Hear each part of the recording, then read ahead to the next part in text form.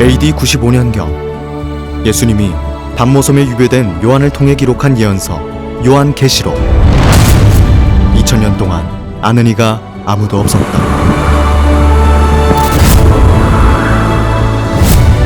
그런데 서울 가까이 있으면서도 오지로 불리던 청계사나 막계리에서 1966년 요한계시록의 예언이 드디어 성취되기 시작한다.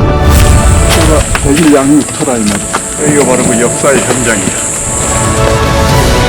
하나님의 봉안책 계시록이 빛의 역사로 이루어진 사건을 이제 낱낱이 공개하니 지상 만민들은 눈을 뜨고 확인하라.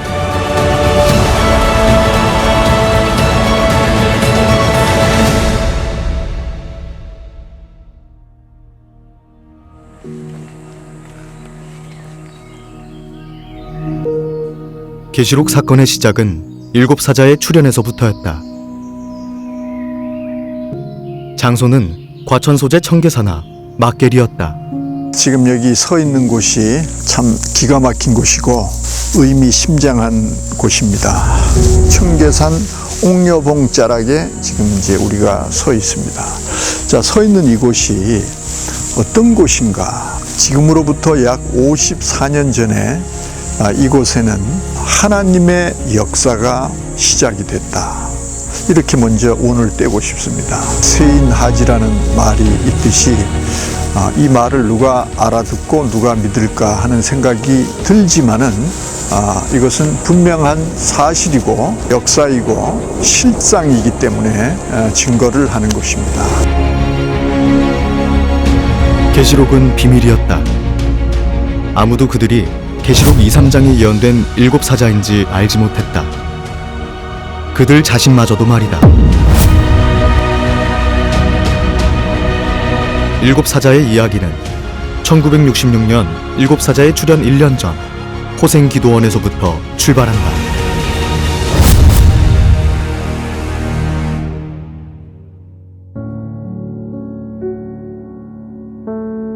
요 밑에 가면 이제 저수지가 있어요.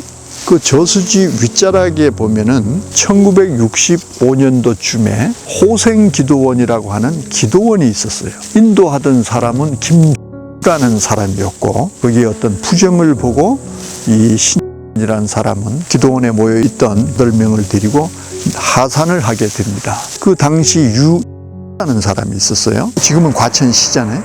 그때는 시흥군 과천면 하리, 지금은 사거리지만은 옛날에는 삼거리였어요. 거기가 바로 유 씨가 살던 집인데 이 8명이 다락방 모임을 하고 있을 때 하늘로부터 계시를 받게 됩니다. 청계산 자락 여기에 올라와서 100일 동안 양육을 받으라 라는 그 내용이 되지요.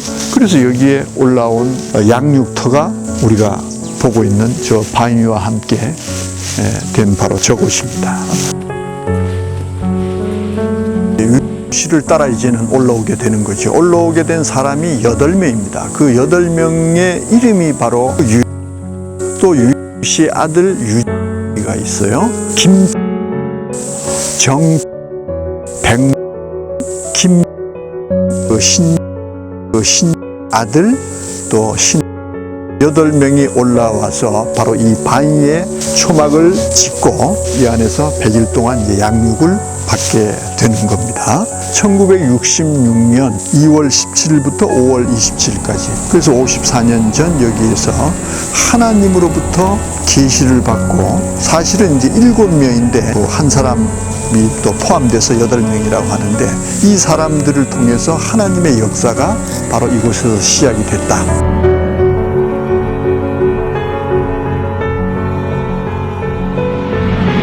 명령이 이제 붙여지는데 유씨가 하나님으로부터 받아서 이제 7 천사에게 치어준 것이라고 해요. 그 사람과 그 영이 함께하는 것을 보고 그 영을 알려줬다는 겁니다.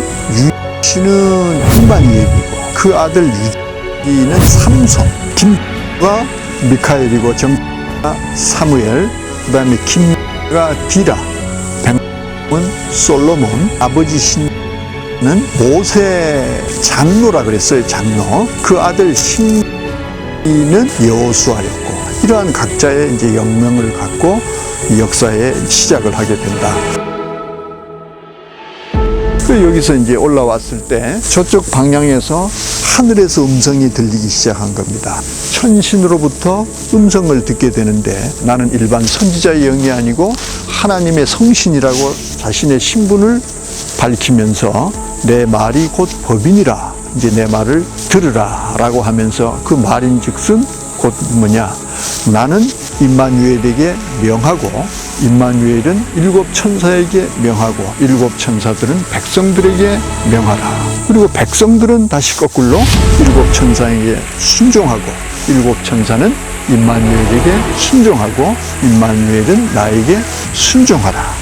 이 말을 지키면 3년 반 안에 모든 것이 이루어지리라. 만약에 지키지 않았을 때는 너희에게 준 그 영을 거두리라. 이러한 조건부 약속을 하고 100일 양육에 이제 들어가게 됩니다. 이 좁은 곳에서 8명이 기거를 하면서 하나님의 계시를 받게 되는 겁니다. 하나님의 역사를 우리가 잠시 한번 이제 살펴볼 것은, 성경책에는 창세기부터 시작을 해서 요한계시록까지 66권으로 이루어졌는데, 창세기가 펼쳐지면서 시작되는 것이 바로 뭐냐, 동방의 에덴이라는 것이 등장을 합니다. 그리고 그 동방의 에덴이 곧 하나님의 나라, 천국, 낙원이다 하는 것은 이 지상 만민들이 모르는 사람들이 없을 겁니다. 동방의 에덴의 역사가 시작되자마자 아담의 범죄로 인해서 하나님의 나라가 사단에게, 뱀에게 빼앗기고 말았던 그 역사를 하나님은 6,000년 동안 회복하는 일을 이어왔다는 사실에 우리는 주목을 해야 되고, 하나님께서 시대마다 언약을 하고, 언약한 백성이 배반하고 부패하고 범죄하고 멸망을 받는 이러한 하나님의 역사가 계속 반복이 돼 왔었던 것입니다. 이 역사가 바로 뭐냐, 창조와 재창조의 역사라는 거예요. 창조했지만 뭔가 잘못됐으니까 하나님은 다시 창조할 수밖에 없었다, 그 말이거든. 그렇게 창조와 재창조를 반복해 왔지만은 죄가 들어온 이 세상은 하나님의 뜻 안으로 들어오지를 않았던 거예요. 그래서 범죄한 아담의 유전자로서는 더 이상 기대할 게 없어서 새일 창조라고 하는 것처럼 예수님을 통해서 새로운 시대를 약속을 했으니, 그것이 바로 예수님을 통한 초림과 재림의 이 역사다.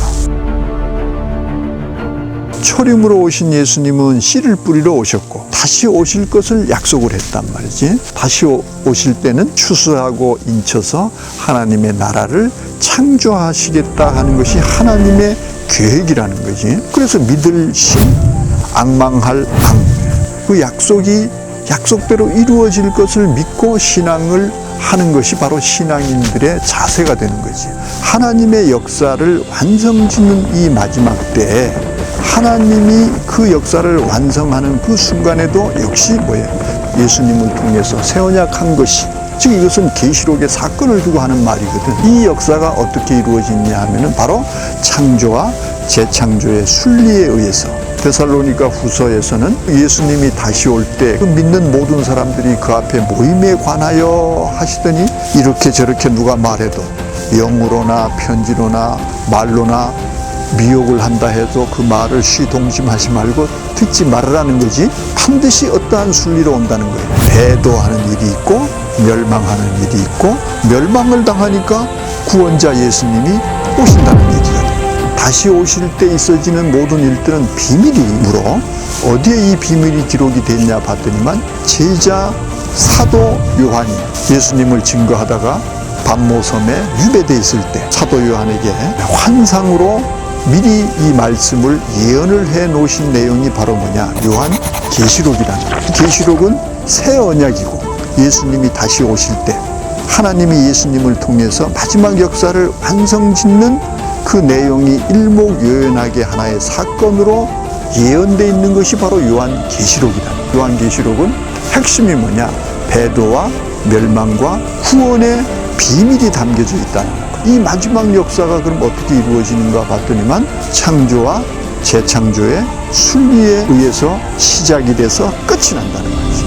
초림 때 빛이신 예수님이 오시기 전에 세례 요한이 먼저 와서 길을 예비하는 등불의 역사를 했던 것처럼 재림 때도 약속의 목자가 빛의 역사를 하기 전에 7 사자가 먼저 길을 예비하는 등불의 역사를 한 것이다.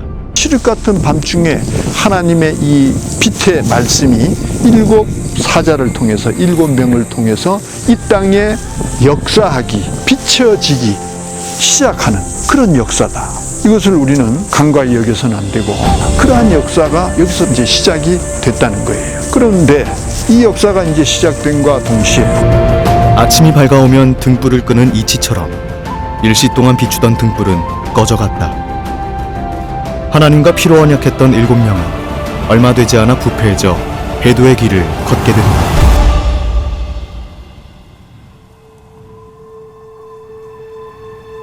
백일 양육이 끝나고 이들은 하나님의 말씀을 여기에 가슴에 기쁨으로 받아들이고 이걸 가지고 전하기 위해서 내려갑니다. 그리고 초가 3칸을 얻게 돼요. 그리고 거기에 장막 성전이라는 이름을 붙이고 역사를 하기 시작합니다. 켜서 비치는 등불이라고 하지만 그 등불빛은 대단한 빛이었단 말이에요. 하나님의 말씀이 없을 때 하나님의 말씀이 풀려져 나가는 이 능력, 이것은 어마어마한 하나님의 능력이 이 캄캄한 밤중에 흘러나감으로 인해서 많은 사람들이 몰려들기 시작한 겁니다. 장막 성전이 들어섰던 동네 이름이 바로 뭐냐 하면은 막게리는 막게리. 그 막게리는 막게 1리와 2리가 있는데 기존 살던 원주민도 있었지만은 이 말씀 빛을 쫓아서 마치 불을 보고 나방들이 달려들듯이 전국에서 수많은 사람들이 여기를 찾아오기 시작합니다. 저 용산에서부터 여기까지 1시간에 한 대 정도 다니는 버스가, 그것도 버스에서 내리면은 다시 한 3km를 여기까지 오려면 걸어와야 되는 오지 중에 오지. 말씀을 찾던 신앙인들 가운데서는 얼마나 그 갈급함이 있었는지를 잘 말해주는 대목이죠. 그래서 이 말씀을 찾아온 사람들을 살 수 있는 그 집을 역군들에 시켜서 610채나 지을 정도로 여기에 수많은 사람들, 그리고 말씀을 전하고 전도를 하는 것도 완전히 전투적으로 그렇게 시작할 수밖에 없었던 이유가 있어요. 여기서 양육받은 이 7 천사는 하나님과 어떻게 약속을 했었는가 가히 상상할 수 없을 정도로 그 8명은 이 손바닥에 십자가를 긋고 피를 빼고 또 동맥을 잘라서 닌게르병 2병에 그득 담아서 그들이 수여하는 사령장에 그 십자가 표시로 사용할 정도로 이 동맥을 잘랐다라는 것은 그 7 사자와 하나님이 함께한다, 또 하나님의 능력이다, 이런 것을 우리에게 보여주고, 그 중에서도 유와 신씨 같은 사람들은 동맥을 2번이나 잘랐다. 그래서 죽질 않았다. 그러니까 하나님의 역사가 틀림없다라는 얘기가 되는 거거든. 수많은 사람들이 전국에서 방방곡곡 지교회가 순식간에 80개가 생길 정도로 왕성한 그런 활동이 있었어요. 그러나 1년을 채 넘기지 못하고 1967년도에 영맹이 임마누엘이라고 그랬잖아요. 임마누엘이라는 의미가 갖고 있는 상징성이 뭐예요? 하나님이 함께 한다는 거예요. 천신으로부터 계시를 받을 때도 7 천사는 임마누엘에게 순종해야 된다라는 게 여기 법이었어요. 그런데 권력 다툼이라 그럴까? 자리 다툼이라 그럴까? 신의 여동생과 씨가 부부 관계, 편한 매부 관계가 되는 거예요. 그러니까 이런 관계 때문에 항상 자기가 위다라는 어떤 이러한 문제로 갈등 관계에 있었어요. 결국은 이 신은 아들 즉 삼손과 나머지 천사들을 규합해서 아버지 씨를 몰아내는 일이 생겨버린 거예요. 배도를 한 거죠. 을 몰아낸 거잖아. 그렇게 동맥을 잘려가면서 하나님과 언약한 그들이 1년을 채 넘기지 못하고 하나님을 등져버리는 그러한 역사가 시작했어요.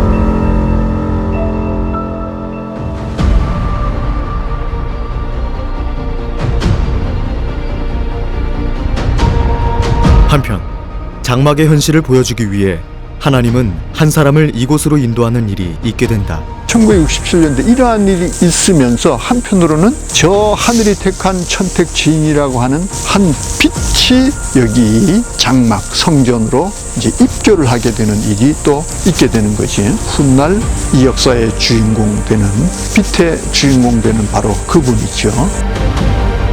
이자 만자 희자라는 이름을 가지고 이 땅에 태어난 아이는 자라면서 항상 별이 따라다녔다 그래요. 하나님이 함께 했다라는 거예요. 성령이 함께 한다라는 거예요. 자기가 자기의 길을 계획할지라도 그 걸음을 인도하는 이는 여호와시니라 라는 야만서 16장 9절의 말씀과 같이 이 아이도 하나님의 인도하심에 따라서 삶을 영위해 왔다라는 의미가 되는 거지.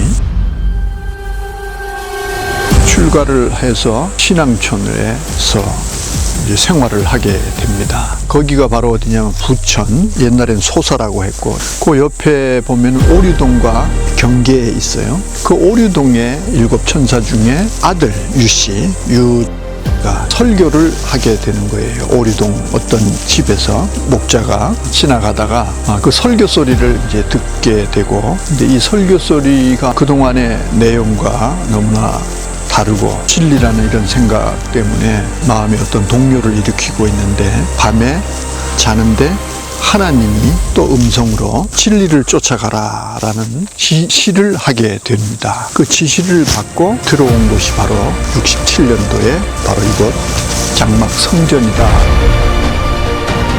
그래서 이제 역군 생활을 하게 되죠. 많은 사람들이 각지에서 몰려들고 집을 지어야 할 일도 많고 그 봉사해야 할 일도 많고 이 첫 장막에 있어진 모든 일들을 다 보고 듣게 되는 그런 입장이 되는 산증인의 역할로 하나님으로부터 쓰임을 받게 되죠.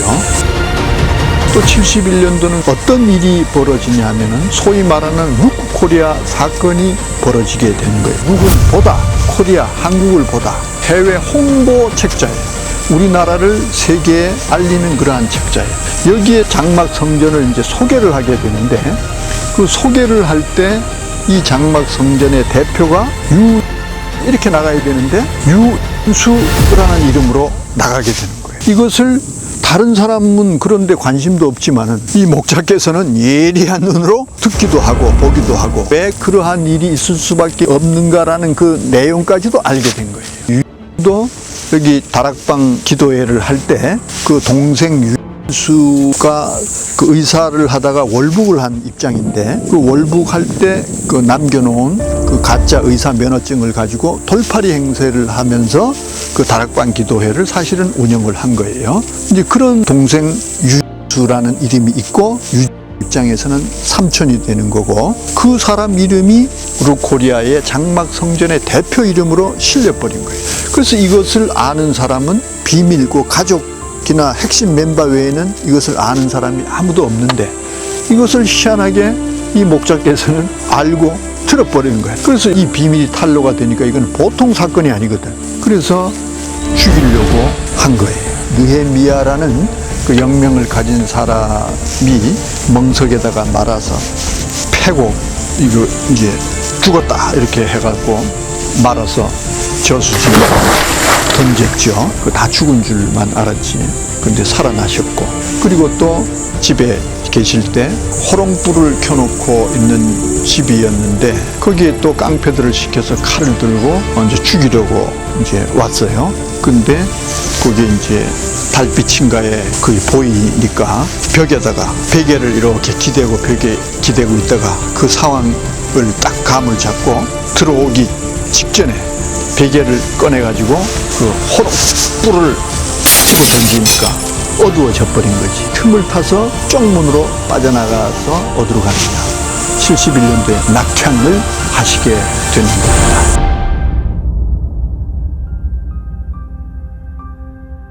그러다가 이제 1969년 무슨 날이냐 하면은 천신으로부터 약속을 한 바로 그 약속이 끝나는 그 날이 되는 겁니다. 그런데 그 약속이 이루어질 리가 있을까요? 생수의 근원이 되는 임마누엘을 내쫓았어요. 즉 뭐예요? 배도를 한 거예요. 배도. 임마누엘을 배도를 한 게 아니라 하나님을 배도를 한 거예요.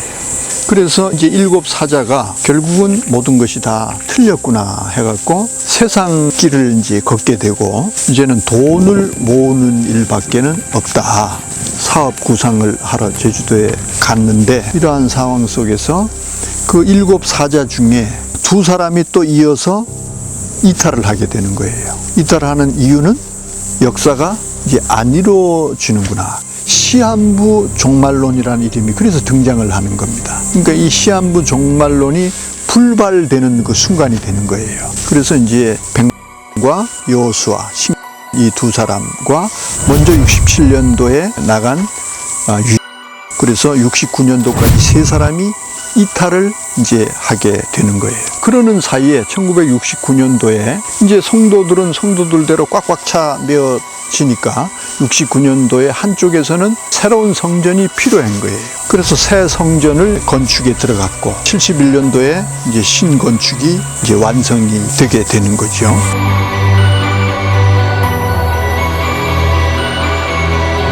장막성전에 사단의 목자 오씨가 들어오므로 어두운 그림자가 드리워지고 멸망의 공작은 시작된다.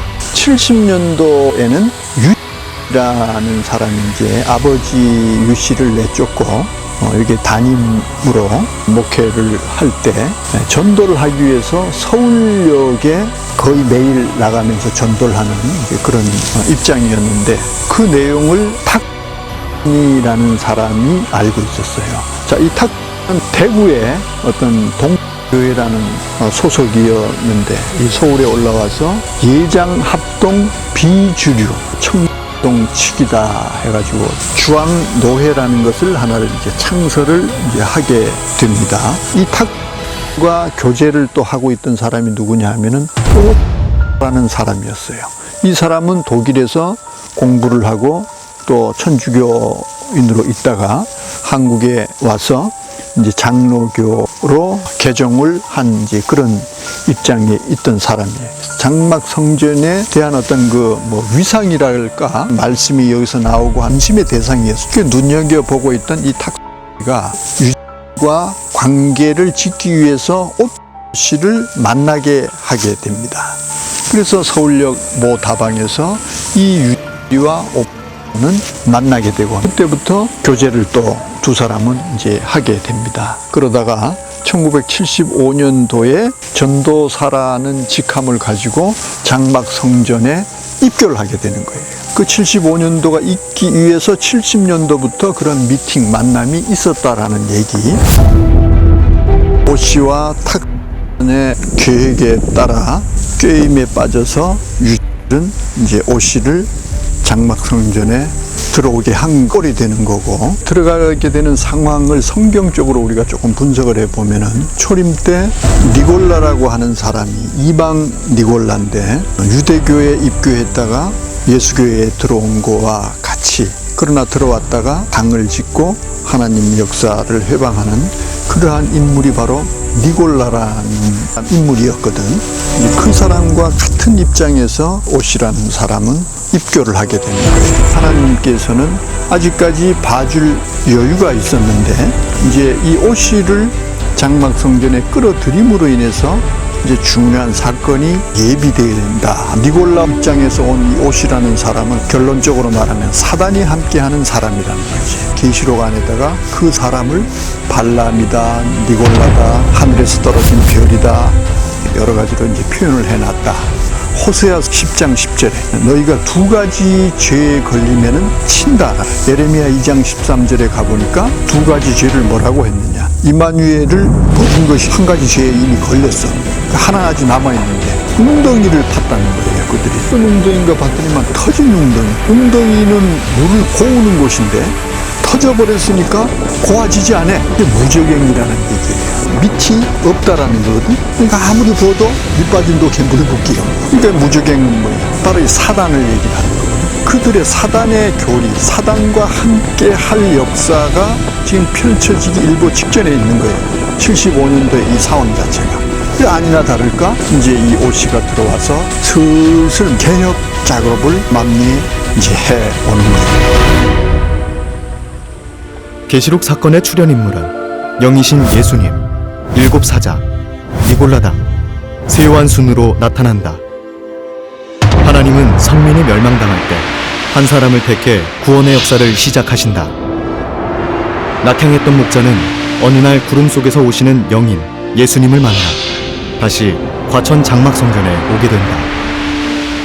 예수님께 택함받고 지시를 받아 배도한 7사자에게 처한 현실을 알리고 회개하라는 예수님의 대언의 편지를 보낸다. 하나님 나라가 이제 끝을 향해서 가고 있고 부패가 무르익는 이런 상황 속에서 하나님은 어떤 일을 이제 행하시는가. 71년도에 루코리아 사건을 통해서 낙향한 목자 세요한, 77년도 늦 가을이 되는데 장막성전에서 함께 할 때 친분이 있던 사람이 여기에 이제 어떤 불만을 가지고 제주도에 가 있다라는 말씀을 듣고 제주도를 친구를 만나러 갔다가 고향으로 들어오는 어귀에서 현리 다리 위에서 하나님이 휘어지듯이 그냥 뚫고 오는 모습을 보게 되고, 아, 저분은 틀림없이 하나님이다 라는 생각을 하고 엎드려지는 대목이 바로 계시록 1장 17절에 그 내용이 나오는 겁니다. 내가 볼 때 그 발 앞에 엎드러져 죽은 자 같이 되네. 그가 그 오른손을 내게 얹고 두려워 말라. 나는 처음이요 나중이니 곧 산자라. 내가 전에 죽었었노라. 하나님이 또 예수님이 이 목자를 택하는 바로 그 장면이 되는 거예요. 분명히 지금 있는 곳은 청도의 모습인데 이제 장면을 바꿔서 여기 장막성전의 현실을 보여주는 거예요.